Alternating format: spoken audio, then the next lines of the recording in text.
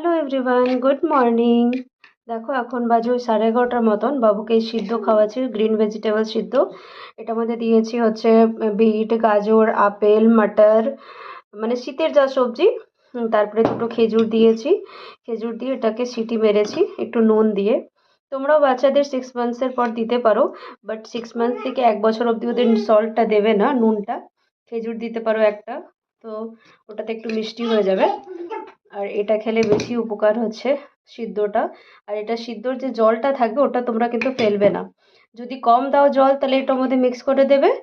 আর যদি তোমরা জল বেশি বেঁচে যায় তো ওই জলটা না খাইয়ে দেবে জলের মতন, কেননা ওটা জলেই বেশি উপকার হচ্ছে। তো আমি বাবুকে এরকম করে ডেলি সিদ্ধ খাওয়াই। কেন কেন, এখানে এখানে যাও, দেখি যাও।